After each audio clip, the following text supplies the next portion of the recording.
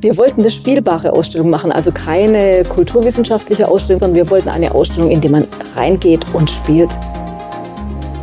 Wir haben weit über 20 Gaming-Stationen und Mediengeräte da im Einsatz. Das unterscheidet sich also gewaltig von einer konventionellen Ausstellung. Das Spiel ist eines der unterschätztesten Medien unserer Zeit. Wir spielen, um zu lernen, um uns zu messen.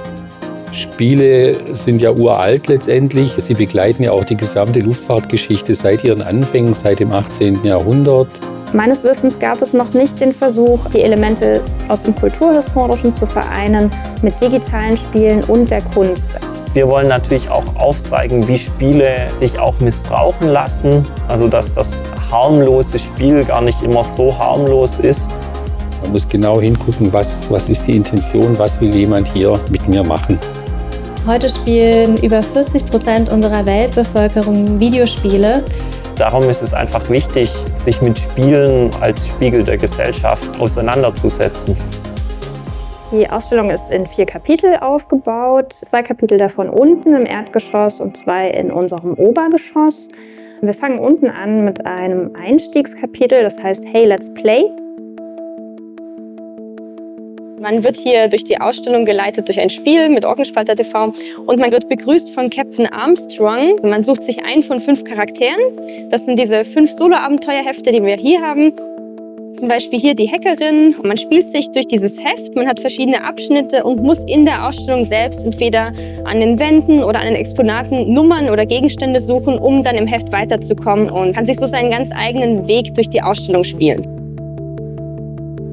Wir präsentieren die Spiele zuerst mal konventionell in Vitrinen, weil sie alt, empfindlich und kostbar sind. Sie sind oft nicht vollständig. Wir haben aber auch solche historischen Brettspiele im Obergeschoss dann spielbar gemacht. Es gibt natürlich auch in der Zeppelin-Abteilung unendlich viele digitale Spiele. Der Zeppelin oder das Luftschiff im Spiel hat weitergelebt und es spielt heute eine wahnsinnig große Rolle in retro-utopischen Spielen, in futuristischen Spielen, auch in Spielen, wo Nazis bekämpft werden. Und dann ist das Luftschiff oft das ikonische Bild für das Böse. Warum Zeppeline, glaube ich, auch so beliebt in Spielen sind, sie sind einfach eine wahnsinnig tolle Kulisse.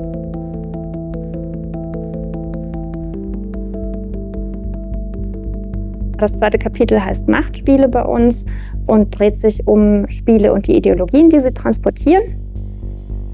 Im Kaiserreich transportieren die Spiele tatsächlich eine völlig aufgeladene Begeisterung für dieses Luftschiff, die an alle Generationen herangetragen werden soll. Im Ersten Weltkrieg ist es diese übersteigerte Luftkriegspropaganda und im Nationalsozialismus ist das Luftschiff ja dann ein zentrales Propagandainstrument. Die künstlerischen Arbeiten sind alle immersiv angelegt, das heißt, sie haben ihren eigenen Raum. Die Idee war, dass man dort eben Spielen auch mit allen Sinnen erfährt. Lu Yang lädt uns in eine immersive Spielhalle ein, die inspiriert ist von Anime, von Science Fiction, aber auch von Buddhismus und Neurowissenschaften. Wir haben es hier mit lauter einzelnen Kunstwerken zu tun in einer Gesamtkomposition unter dem Titel Netty Netty Arcade. Netty Netty ist ein Sanskrit-Wort, das bedeutet weder noch. Genau darum geht es in dieser Installation, nämlich festgeschriebene Vorstellungen von dem, was Mann und Frau ist, was Mensch oder Maschine ist, was Gegenwart oder auch Zukunft ist, spielerisch zu unterlaufen. Mein Lieblingsspiel in der Ausstellung ist eigentlich ganz klar der Uterus-Man. Man sitzt auf einem Motorrad und denkt, ja, jetzt mache ich hier so ein richtiges männliches Rennen, aber es geht eigentlich um etwas völlig anderes. Es geht darum, dass ich auf einer Damenbinde durch eine Blutbahn gleite und Krebszellen ausweiche, XY-Chromosome und rote Blutkörperchen einsammeln. Also es geht eigentlich um Ängste überwinden, um Krankheit überwinden und also um völlig andere Fragestellungen.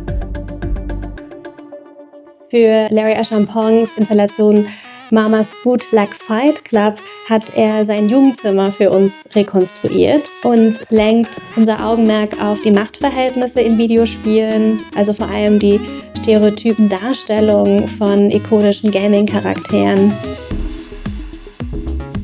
Es ist ein sehr männlich-weiß geprägtes Spiel der Spielfiguren, gerade in frühen digitalen Spielen. In seiner Gemäldeserie deutet er diese ikonischen Figuren aus der Perspektive einer Person of Color neu und macht sie dabei zu schwarzen Helden und Heldinnen. Unten ist oft so dieses dunkle, Gamer-Höhlenmäßige, was wir da in der Architektur auch zeigen. Und hier oben kommt man dann rein und atmet erstmal so ein bisschen auf. Das spiegelt sich hier auch in den Themen wieder. Hier oben haben wir einerseits das Thema Exploration, wo es auch wieder in Verbindung mit der Zeppelin-Sammlung um neue Horizonte geht, um das, was man mit dem Zeppelin auch als Forschungsschiff, zumindest in der Idee, versucht hat umzusetzen.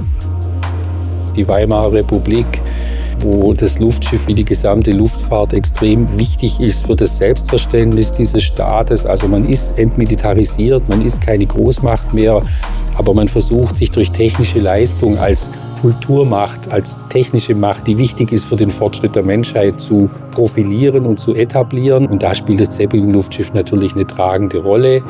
Und das wird alles begleitet mit Spielen. Also diese ganzen großen Fahrten der Zwischenkriegszeit, eine Weltfahrt mit einer Non-Stop-Etappe von Friedrichshafen bis nach Japan und dann ohne Zwischenlandung über den ganzen Pazifik, eine Polarfahrt.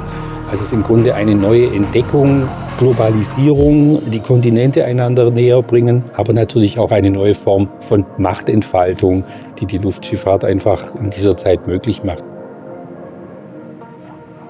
Inspiriert vom Kultspiel Minecraft lädt uns die indische Künstlerin Afra Shafik in einen Ameisenhügel ein.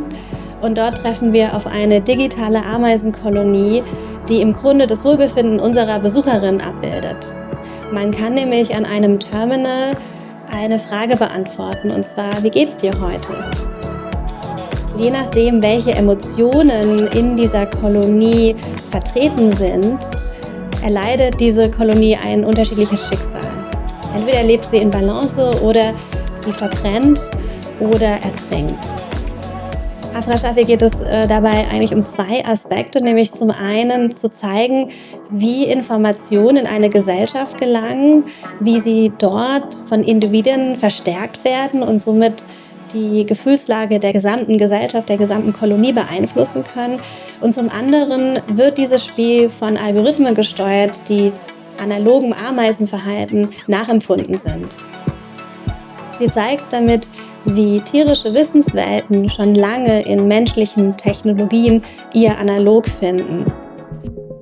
Als letztes Kapitel, und mit dem soll man dann auch aus der Ausstellung herausgehen, sind neue Gemeinschaften als utopische Vorstellungen von einer schöneren, besseren Gesellschaft. Kalken entführt uns in eine postkapitalistische Welt und lässt uns durch die Augen Yaksus blicken, dessen Wesen sich aus ganz unterschiedlichen Bewusstseinsformen zusammensetzt, nämlich menschlichen, tierischen und pflanzlichen. Bei Kalken geht es eben nicht darum, schneller, höher oder weiter zu gehen, sondern Yaksu lernt auf seinem Weg durch diese Welt, sich durch Empathie mit unterschiedlichen Spezien zu verbinden. Wir haben Besucherinnenumfragen gemacht hier im Museum. Wir haben insgesamt sehen können, dass es einen längeren Aufenthalt gibt, sowohl bei den jüngeren Zielgruppen als auch bei den älteren, wobei vor allem die Jüngeren sich sehr lange hier aufhalten. Die Herausforderung besteht vor allen Dingen mal darin, dass die Besucher auch möglichst störungsfrei die Geräte nutzen können. Das ist gar nicht so einfach. Diese Gaming-Stationen sind ja eigentlich eher für den Home-Bereich gedacht und nicht so für Ausstellungen. Die ganz frühen Geräte, die sind sehr schwer anzupassen. Für mich gab es da eigentlich nur die eine Möglichkeit, dass ich sie mechanisch manipuliere. Schon spannend, weil ich bin ja Administrator und sowas, das versetzt einen selber auch in die Kindheit irgendwie zurück. Also das Ziel der Ausstellung ist, dass die Besucher zwei Dinge mitnehmen. Auf der einen Seite eine kritische Wahrnehmung des Gamings. Wir wollen eigentlich auch ein bisschen die Futures Literacy der BesucherInnen stärken. Das heißt, ihnen zeigen, wenn es mal nicht weitergeht, dann kann ich trotzdem noch einen Weg finden, um an mein Ziel zu gelangen. Und das ist, glaube ich, auch eine wichtige Eigenschaft in der heutigen Zeit, dass wir das trainieren, dieses Denken in Möglichkeiten und anderen Wegen und uns nicht so leicht ins Boxhorn jagen lassen.